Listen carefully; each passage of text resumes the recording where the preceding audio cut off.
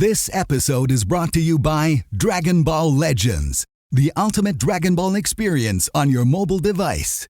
Dragon Ball Legends features action-packed anime action RPG gameplay with Goku, Vegeta, Trunks, and all your favorite Dragon Ball characters. Summon your favorite characters from popular Dragon Ball anime series, such as Dragon Ball Z and Dragon Ball GT to Dragon Ball Super. Fight in real time against friendly or rival Dragon Ball players from across the globe in live PvP battles. Enter ratings matches with your favorite Dragon Ball characters and earn rating points and rewards. Unite with friends to defeat powerful foes in co-op. Dragon Ball Legends features the best anime fighting scenes on your mobile device. And now, Legends Festival is on, so you can get up to 300 free summon tickets. Are you ready? Download Dragon Ball Legends today. Available for free on both iOS and Android devices.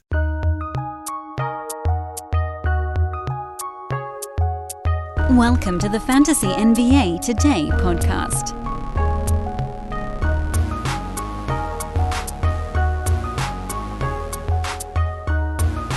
Well, friends, this is going to have a little bit of a different sound to it. Sorry to say. Your good pal Dano has what I think I can only describe as debilitating laryngitis. It's not usually a pair of words you throw together, but when your job relies on speaking, yeah. So anyway, I'm putting in for disability. That's how this bad boy's getting going. I'm going to do my best to kind of keep the volume lower. The pitch will be equally low. There will not be a lot of excitement in my voice. Whatever I can conjure is going to be like a trick of vocal inflection.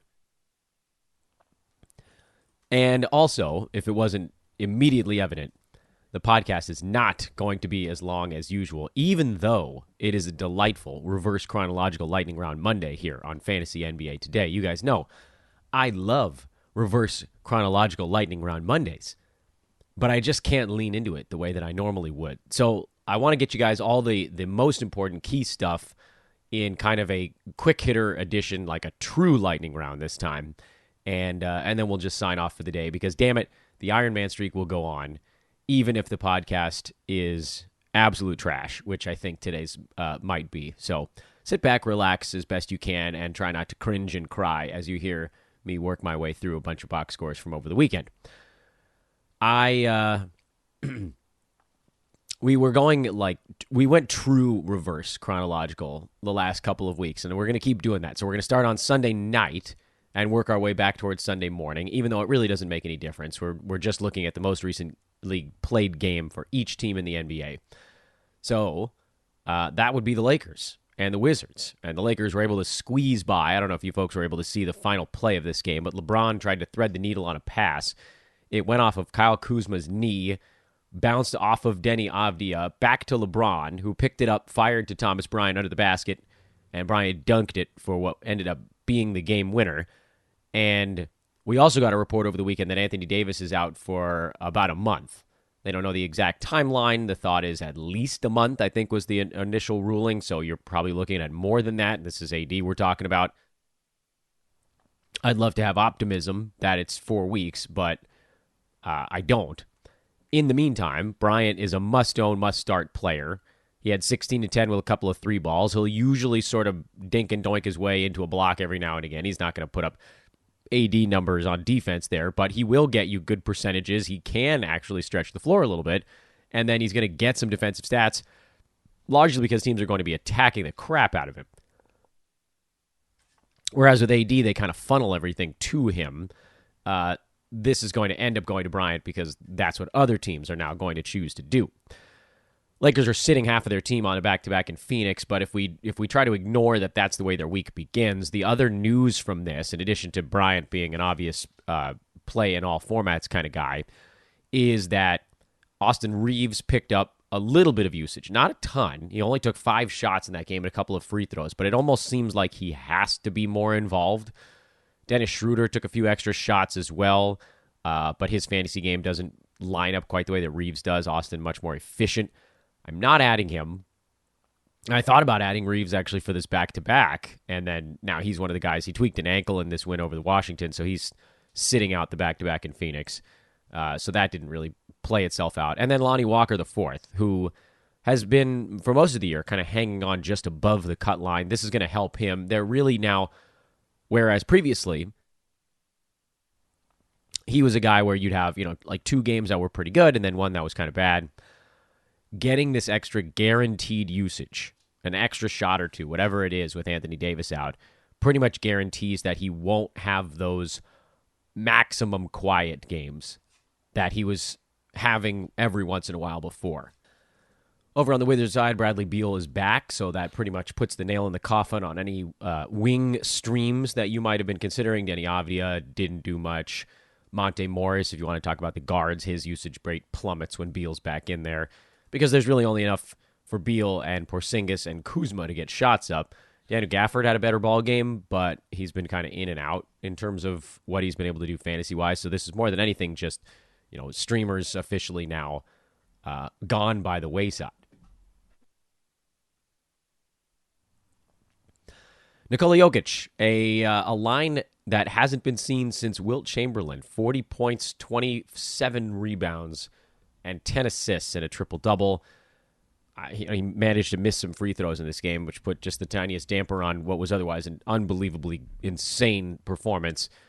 But we can't really focus on that. Again, I don't have the vocal strength to talk about the good things for players that are going to be universally rostered in fantasy sports. So let's just try to focus on any fringe topics, the stuff that actually requires discussion, such as Jamal Murray kind of playing through a knee thing right now. They'll probably give him a little rest if he needs it. His shot has cooled, but he'll be fine. You're not doing anything there. If he misses time, Bones it tends to be the guy that gets a little bit extra fun.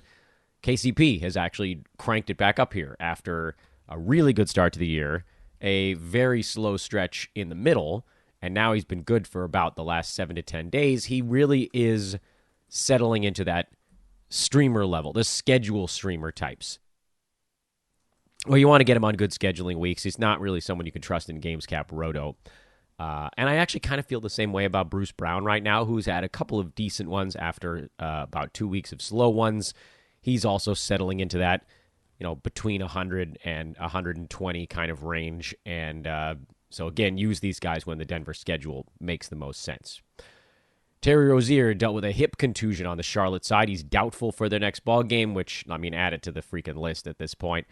That basically means that Kelly Oubre, who started the second half of that game when Rozier was unable to continue, he moves back into the starting lineup. He'll get a bump, but he was taking plenty of shots anyway. LaMelo Ball will do even a little bit more. He's been great since coming back. P.J. Washington will get an extra shot or 2. Gordon Hayward was, again, kind of fine in this game. 15, 10, and 4 sounds like it should be a pretty good fantasy line, but 0 defensive stats of any kind. Sub 50% from the field. Missed a free throw, which has been a weird thing for Hayward this year. And, I guess he does probably need to be rostered because, what if he goes for 20 and 7 and 5 and it almost doesn't matter what other stuff he puts up there. But he just hasn't been very good this year. He's looked slow. I'm a little down on Hayward. I don't think you're going to feel all that bad if you missed out on getting him coming back, if you want to call it early, from this shoulder stuff. Charlotte stinks, and Hayward is not really helping the cause. Minnesota beat Chicago. They scored 150 points in regulation, and somehow our guy Kyle Anderson wasn't a part of it. The somehow there is foul trouble. He'll be fine. You keep your foot on the gas there. D'Angelo Russell came back after missing a couple of games. Austin Rivers, who had been filling in, actually still had a decent fantasy line if you sort of accidentally left him in a lineup, but he can be dumped. Naz Reid left this one early, but he is probable with an injury to his traps muscle, the trapezius. You don't see that on the injury report all that often, but it sounds like he'll play. Rudy Gobert is questionable, so if he sits, then you get Naz Reid fired back up again. Jaden McDaniels, meanwhile, has played a little bit better. He's kind of up and down season, has him right in that 90 range right now, which, again, that's what happens to guys in that neighborhood. When you're between 80 and 125, all it takes is 1 or 2 big ball games, and you rocket boost back up to an area that we all kind of refer to as a must-start play, and then suddenly, 2-3 quiet games later, you're back outside of that. It does make it pretty hard to put a stamp on a player.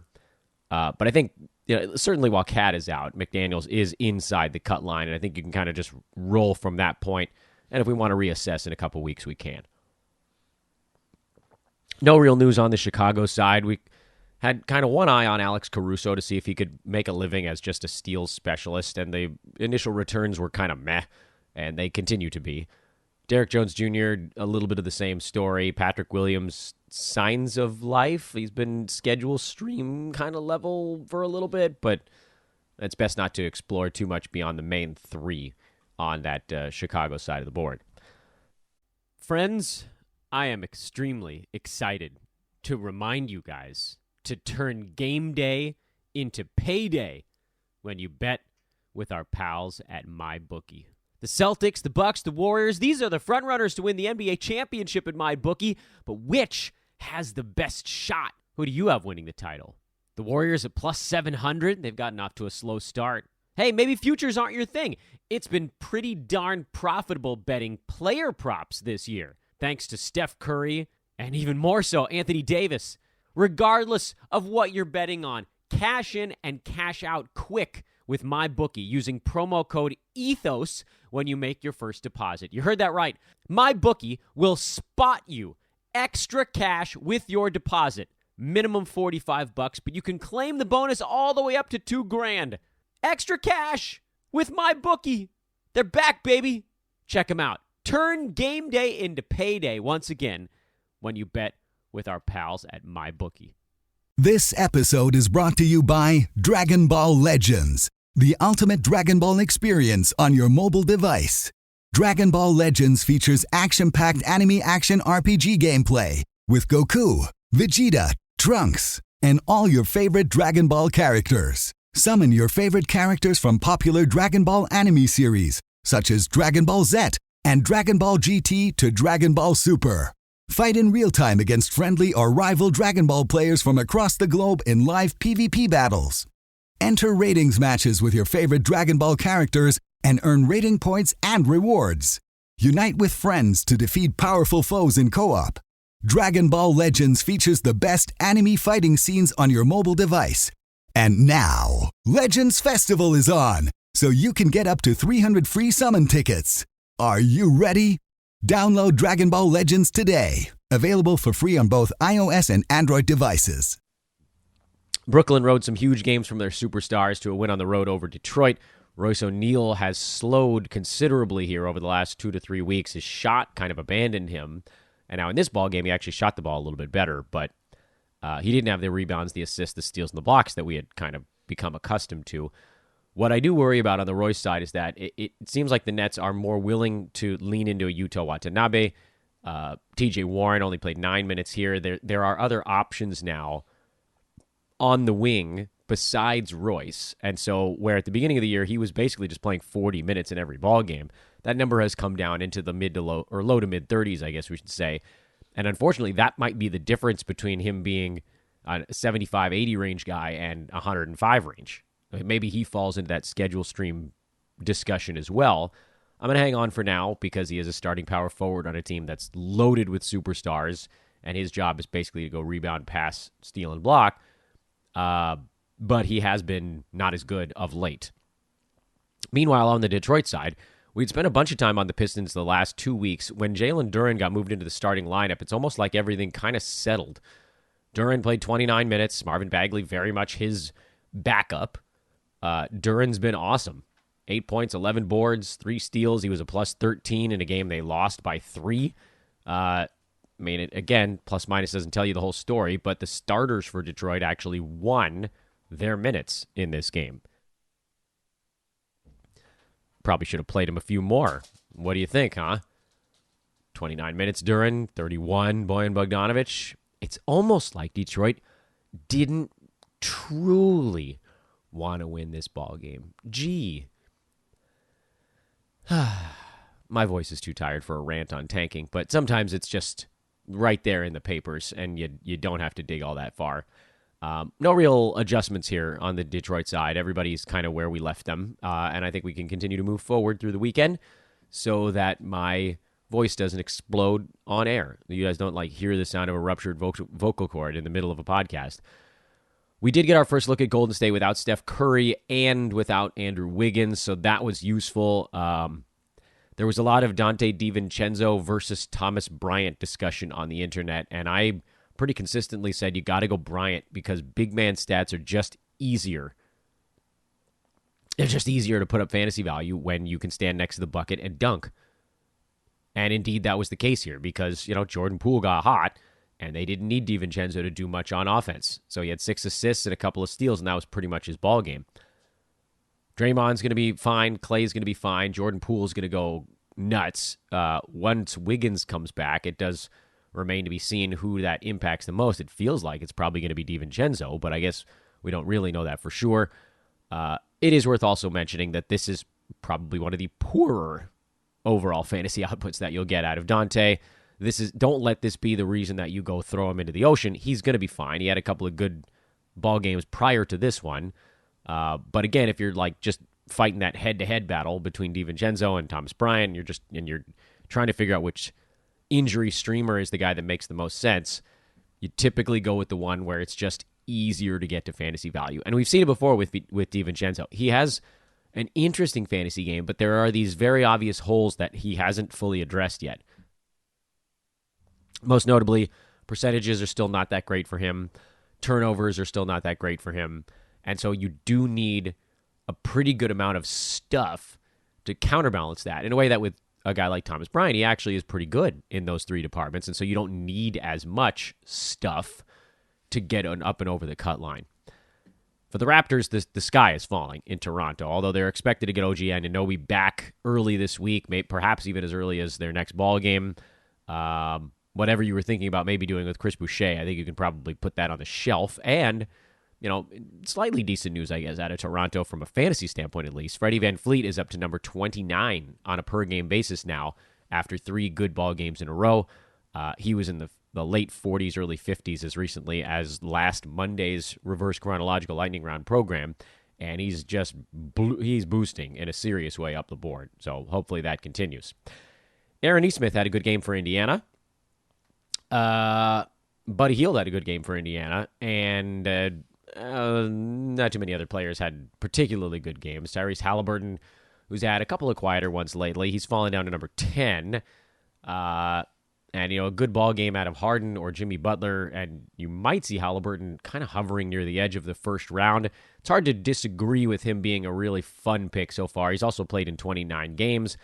But this is why when we were getting ourselves ready for draft day and he was going at 5 or 6 in some drafts, there was this kind of moment of, can he get all the way up into that mega group? And the answer is close. There's a lot to love about Halliburton. He's like a souped-up CP3, but it did feel like a lot of the value kind of got siphoned going into the start of the season. As far as Aaron Nesmith goes, the games are not always going to be this easy for him. He was shot 9 for 12 with 4 3-pointers. He had 10 rebounds. There was a lot of career-high stuff going on. Do not make your fantasy case for a player based on their best game in their career, especially on a day where Chris Duarte makes his return, and that's just going to further clog things up. If you want a schedule stream, I have no problem with it. But again, if you're thinking games cap usage, I wouldn't venture down that path. Quentin Grimes is the guy I keep talking about on this podcast over on the Knicks side. He keeps getting really, really close to fantasy value, and he keeps giving me reasons to say, I don't know. Can I get all the way there? The answer is probably, in the last 2 weeks, he's played full starters minutes, and he has been fantasy startable. The 2 blocks in this one was a pretty big number for him. That's not something that's going to stick most days, but the Knicks are on a serious winning streak, and some of that has to do with Grimes being kind of that starting lineup glue guy, just playing a crap ton of minutes, and okay stuff is coming from it.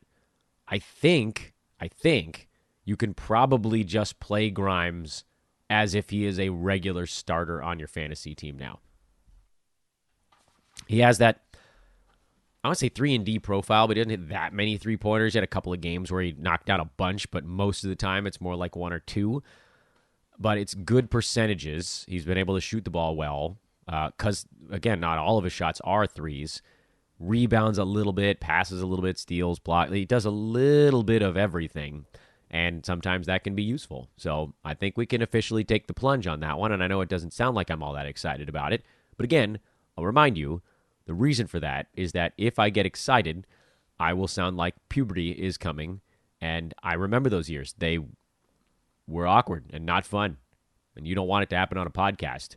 Orlando beat Boston 95-92. Mo Wagner's crazy run here continues. We still don't really know what the hell is going on with Wendell Carter Jr., but I guess as long as Wagner is, well, Mo, there's two of them on that team. As long as Mo Wagner is filling in this admirably, you just let it ride. The Magic have won 6 games in a row, and they are actively biffing any chance they have at a good old-fashioned tank. There's something good going on out there. Meanwhile, Bol Bol, the slowdown there is, as we've talked about, expected. He's never going to stay in the top 40 all year, but he is still kind of coasting along in like the 60 to 75 range, and that's probably mostly where he hangs out. He'll have some big ones. He'll have some quiet ones. His fantasy game is unbelievably easy to translate to 9-cat. So I do think that if folks are panic selling, if you have someone like I don't know, let's see, who's in like the mid-90s that's very safe with no upside, like Ivica Zubac, I might not get it done.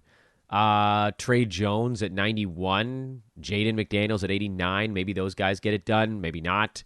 Is there anybody just outside 100 that might do it? No, not Mo Wagner, don't even say it. Draymond's 109, but that sort of changes the way your team's built. What about Gary Trent Jr.?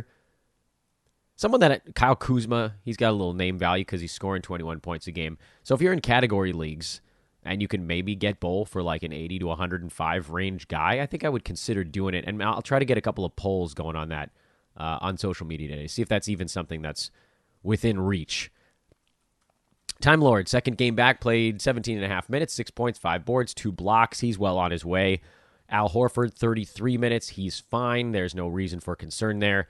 Those two guys were part of what Boston built last year, and I believe you can expect that to continue. Turning the clock back to Saturday and just feeling the hurt as we do so. Phoenix, Booker scored 58 in that ball game, but really more than anything for me, I was watching Chris Paul, and he looked good again. 18 points, 5 boards, 8 assists, a steal, 5 3-pointers. I don't know where that came from, but, we ain't going to turn it away. And for CP3, slow climb up the board. He's up to 39% from the field, and his rank goes from 60 to 50. Just wait till that gets to 41%. He'll be number 40. Then it goes to 41, 42, 43%. Suddenly he's up near number 30. Everything he's done so far this year that's pushed him down the board has pretty much been tied to a depressed field goal percent. As that corrects, you can expect CP3 to get back inside the top 30, and I would treat him as such. As far as streaming stuff goes for Phoenix, I mean, I warned you that Bismack Biyombo was going to be a difficult one to roster. And indeed it has been. Over on the New Orleans side, Larry Nance, perhaps playing through some Achilles soreness, had himself a real clunker.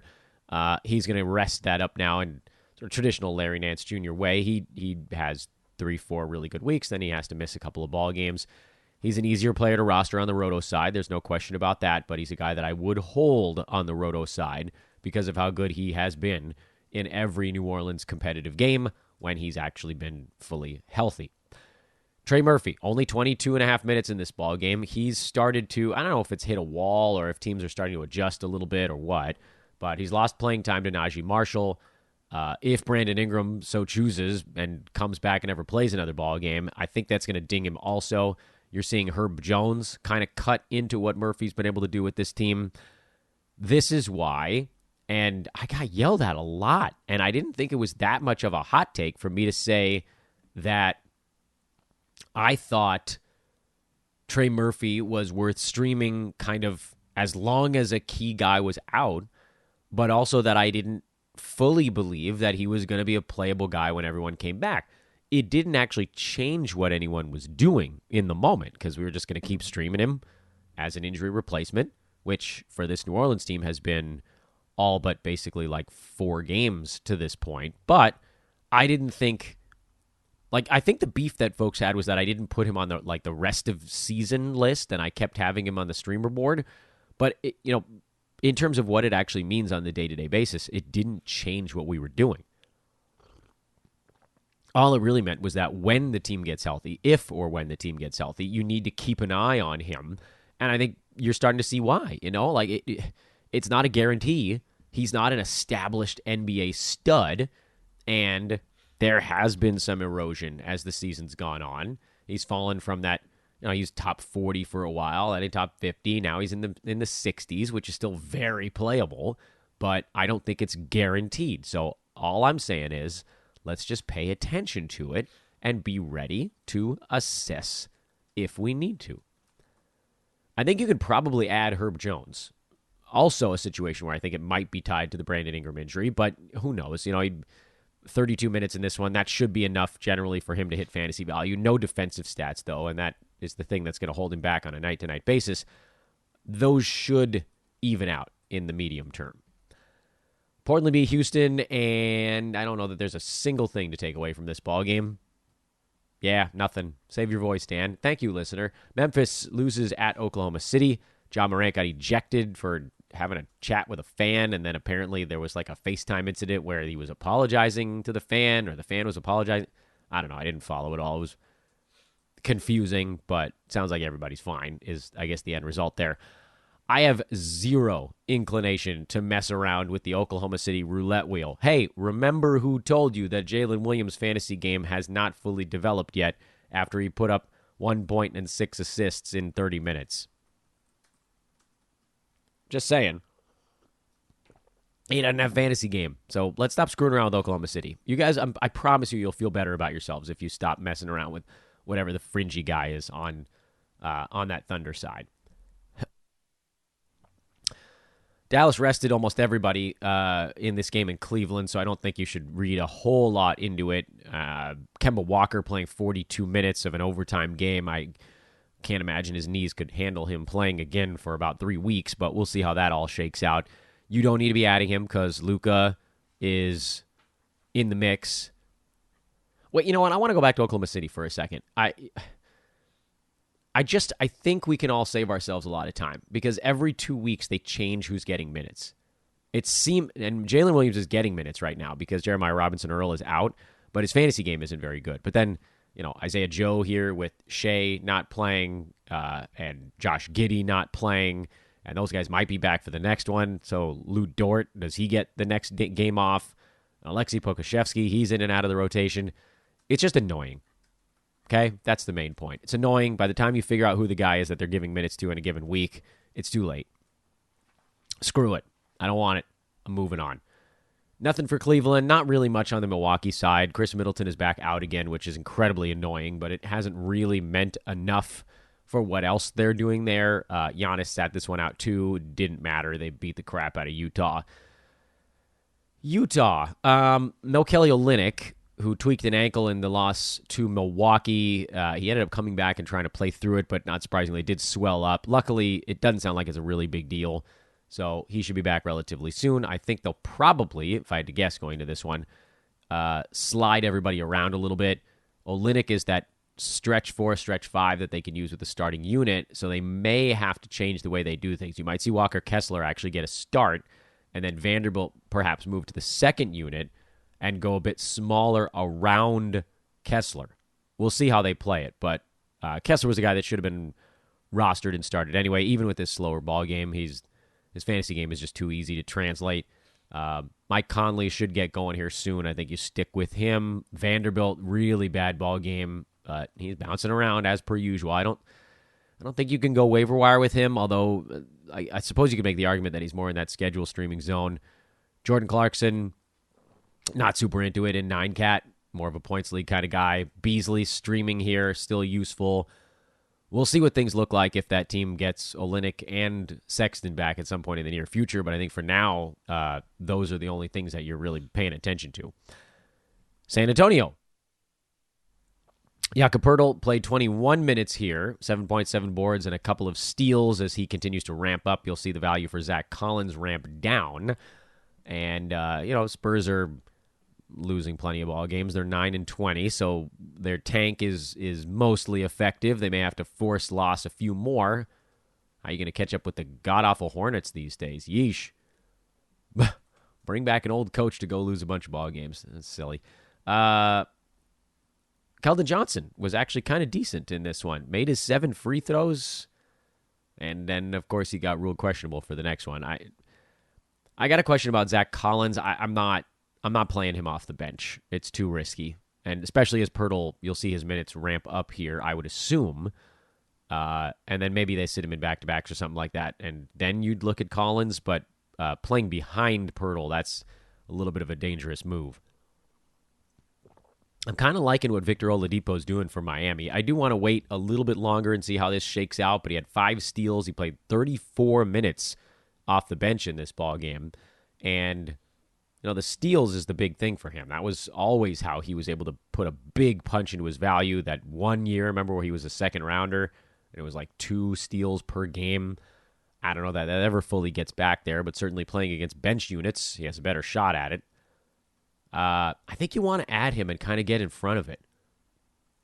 And then the Clippers, there was no John Wall in this game. Apparently his injury was, no John Wall. There was no Paul George in this game. There was a John Wall playing against his old ball club. I guess PG's injury was more significant than just a rest day. But Kawhi Leonard, 32 minutes, 31 points, 9 boards, 3 steals, 1 block, couple of 3-pointers. Don't know why he can't hit his free throws so far, but pretty sweet to see Kawhi getting rolling. And that's in full effect right now. And then Luke Kennard, who's actually been very good for the Clippers in spot plays. And we also talked about Nick Batum on our Friday show, I think. And he was, once again, pretty decent in a game the Clippers were actively trying to win with their veterans. And I think those are the games where you can use Batum. I think he's probably startable in basically every format because of that. And most of the games Clippers are going to be trying to win. They're now 18-14. They're basically tied to get out of the play-in tournament. Lakers 1.5 games out. AD down for a month. That's rough. I don't know if the Kennard is the guy you're going to play every single game. Maybe more so with Paul George out is where I might fall on that one. And then, thanks to great Matt Jeffrey for letting me know that the teams that did not play over the weekend are the Hawks, the Sixers, and the Kings. And because my voice is so tired, I'm not even going to make jokes about it. I'm just going to use that great information. Hawks expect to get John Collins back in their next ball game. DeJounte Murray is now questionable, so they might even get him back as well. If you're playing real cautious, you could bench Bogdan Bogdanovic. You're not going to drop him. Clint Capella is still out, so Okongwu is still a guy you're rolling with. I think the only real question is, do you start Bogdanovic if both of those guys come back for the Hawks? If it's only Collins, I think you definitely do play Bogdan because they're going to need his creation alongside Trae Young. But if it's both Collins and Murray, then maybe you bench Bogdan for 1 game, just kind of see what his role looks like, and perhaps you go from there. There's really nothing to talk about on the Kings side. Keegan Murray continues to kind of slowly figure this thing out. He's working his way up the board very methodically. I still believe that Malik Monk is more of a schedule stream than anything else. And then Philadelphia, there was no Tobias Harris in that Friday ball game, so Shake Milton got a few extra touches. Tobias is expected to play in their next ball game, and so I think then you can move Shake back onto the waiver wire and roll with Embiid, Harden, Melton, and I guess that's what. Am I forgetting somebody there? I feel like I'm forgetting somebody. No, maybe. And Tobias, of course. We just talked about. It's okay. My voice is broken, but my brain is only partially broken. Okay, that's as much as I can do, guys. No promo today. We'll get back into that tomorrow. Thank you for listening, for bearing with me. Oh, my goodness. And we'll do everything else on social media because I don't have to speak those words. I can make them with my fingers on a keyboard. Have a great Monday, everybody. We'll talk to you tomorrow.